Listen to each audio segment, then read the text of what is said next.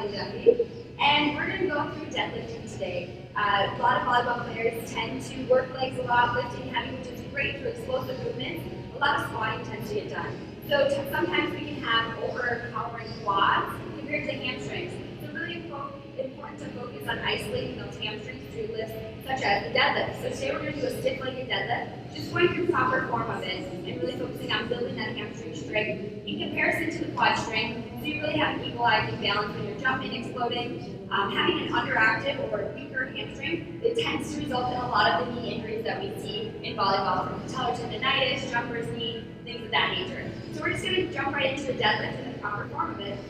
So Ellie's going to step right into up to the bar here, and she's going to have a little bit of a narrower grip or a narrower stance. So her shoulders are, her hips are just within shoulder width.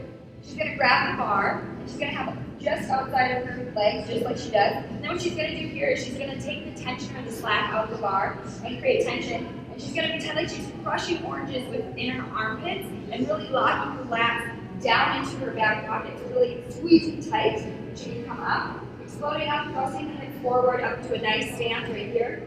And now she's going to go down, slow and controlled, keeping the bar close to her body as she can, pressing her hips towards the back wall, and exploding up. And then slow and controlled on the way down, again, keeping that bar close to her body, and then exploding up.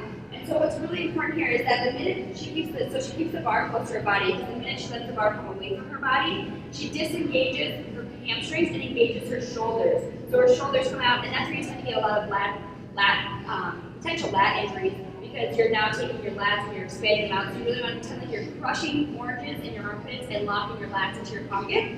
I'll try to go down one more time. You'll see it's not necessarily about how far you can get down here. Ellie does have really good flexion right here. She has really good flexibility. So she is getting a nice deep down there. But really you just have to go to the point where you feel that nice pull in your hamstrings and then back up, okay? Nice tight pull in your hamstrings and back up.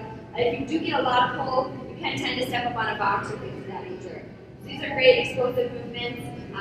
Looking really good. Make sure you're pressing your hips towards that back wall when you're extending down too. And just bending, it's just hinging at the hips. Just hinging at the hips. I'll do it one more time. Down.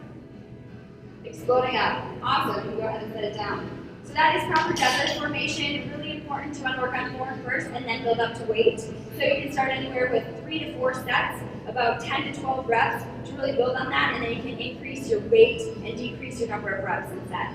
So that's a great form of the deadlift. You really want to work on those hamstrings. They're very important to everything we do in volleyball, explosive movements. You want to make sure you have balanced quads and hamstrings to prevent injury. So thanks for tuning in.